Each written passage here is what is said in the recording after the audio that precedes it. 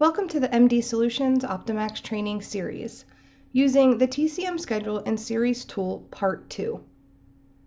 Part 1 of the TCM schedule session, we covered creating recurring activity schedules. In this session, we will reinforce why recurring scheduled activities must be converted into individual scheduled activities, recap how to recognize a recurring scheduled activity versus an individual scheduled activity, use the series tool to convert recurring activities, and review different scenarios that may require changing a scheduled activity and how to make the changes. Note, before viewing this session, you should have already viewed using the TCM schedule and series tool part 1. First, let's review why it's important to convert all recurring scheduled activities to individual scheduled activities prior to allowing staff to complete encounters. As a clinical professional, you want your encounter data and billing data to be tied to the actual date and time of the encounter. Therefore, you must convert your recurring activities to individual activities when you have completed setting up your schedule to match your current workflow. If you were to leave an activity as a recurring record, all encounter data and billing records will be tied to the first day in the recurring record, which will impact the accuracy of the reporting and analysis tools. Also, recurring activities do not properly track and adjust units against authorizations. Let's recap again the differences between a recurring activity and an individual activity. A recurring activity presents the circular icon and notes the word recurring in parentheses, while an individual activity presents the original recurrence information. We'll now use the series tool to convert a recurring activity to an individual activity by selecting the appointment that needs to be converted, clicking the series tool, then create. We'll click OK on the scheduled activity. Note, the selected appointment no longer has the circular icon and recurring in parentheses is now gone.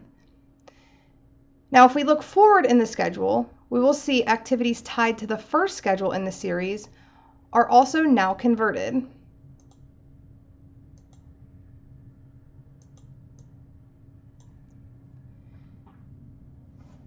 Let's now cover different scenarios that may occur that will require changing the schedule. First scenario is a simple one, but results in calls. You have a client that is late for a scheduled activity. In this example, you do not alter the appointment. You would simply complete that encounter as normal, but change the start on and end on time when completing the activity. So for instance, this client starts at 11, but they did not come in until 11:10 a.m. We changed the start on time to 11:10. In the second example, a client requests the series remain on the same date, but requests a different start time. To change the start time, we'll select the appointment, click the series tool, and select Edit. We'll change the start time and end on time for the appointment to 12 o'clock p.m. until 1:30 p.m. and click OK. The series of appointments forward will now include the changes that were made. The third example is a client that wishes to change the time and day of the week of the original series.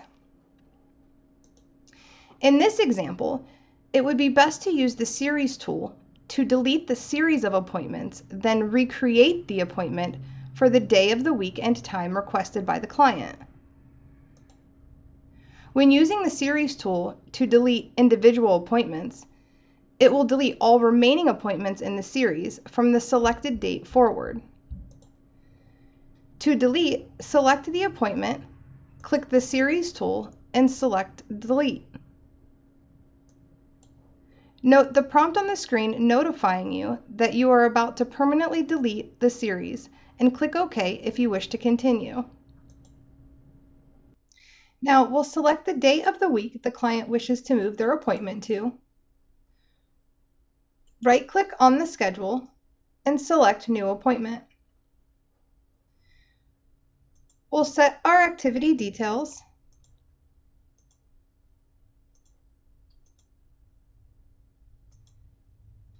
and set our recurrence to start at 2:00 p.m.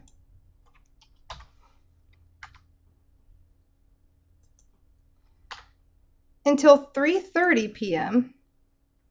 weekly on Fridays starting 4/10/2020 and ending on 6/12 of 2020.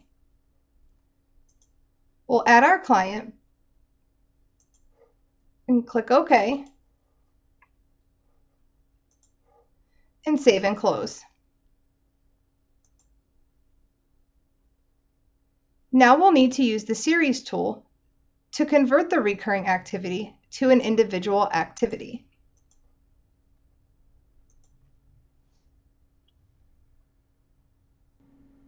In this session, we have reviewed why you must convert all recurring activities prior to working from the activity schedule.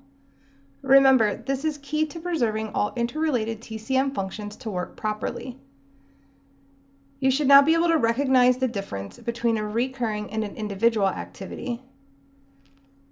You should be able to use the series tool to convert your recurring activities to individual activities. And we have covered 3 examples of how to edit your individual activities.